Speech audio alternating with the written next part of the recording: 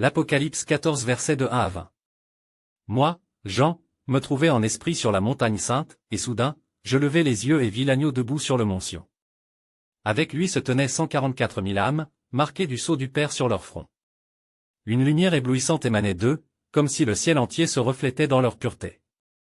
Puis j'entendis une voix venant du ciel, puissante comme le grondement des grandes eaux, semblable au tonnerre qui secoue les montagnes.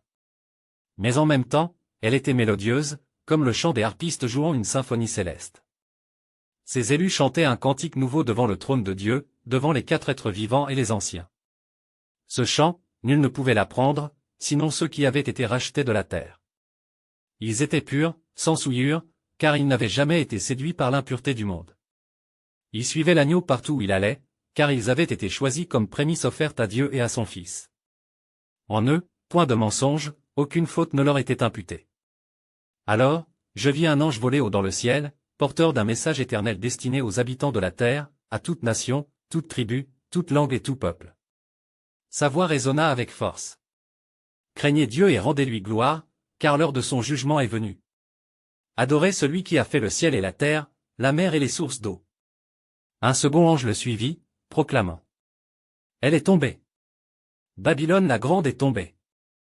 Cette cité impie qui a abreuvé toutes les nations du vin de son impudicité. Puis un troisième ange s'éleva, et sa voix résonna comme une sentence.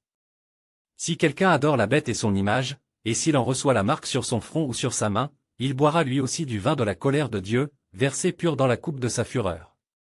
Il sera tourmenté dans le feu et le soufre devant les saints anges et devant l'agneau. La fumée de leur tourment montera au siècle des siècles, nul repos, ni jour ni nuit, pour ceux qui adorent la bête et son image, ni pour quiconque reçoit sa marque. Ici est la patience des saints, ceux qui gardent les commandements de Dieu et la foi en Jésus. Puis j'entendis une voix du ciel qui me dit. Écris, heureux dès à présent les morts qui meurent dans le Seigneur. Oui, dit l'Esprit, qu'ils se reposent de leur labeur, car leurs œuvres les suivent.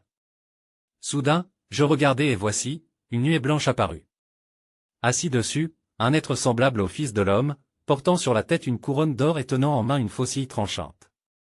Un autre ange sortit du temple et cria d'une voix forte à celui qui était assis sur la nuée. Lance ta faucille et moissonne, car l'heure de la moisson est venue, la moisson de la terre est mûre. Alors, celui qui était sur la nuée abattit sa faucille sur la terre, et la terre fut moissonnée. Puis un autre ange, tenant lui aussi une faucille tranchante, sortit du temple céleste. Un autre ange encore, qui avait pouvoir sur le feu, sortit de l'autel et cria d'une voix forte. Lance ta faucille et vendange les grappes de la vigne de la terre, car ses raisins sont mûrs. L'ange abattit sa faucille, coupa la vigne de la terre et jeta la vendange dans la grande cuve de la colère de Dieu. La cuve fut foulée hors de la ville, et il en sortit du sang, qui monta jusqu'aux morts des chevaux sur une étendue de 1600 stades. Ainsi s'accomplirent ces visions terribles que Dieu me donna à voir, et mon âme trembla devant la majesté et la justice de l'Éternel.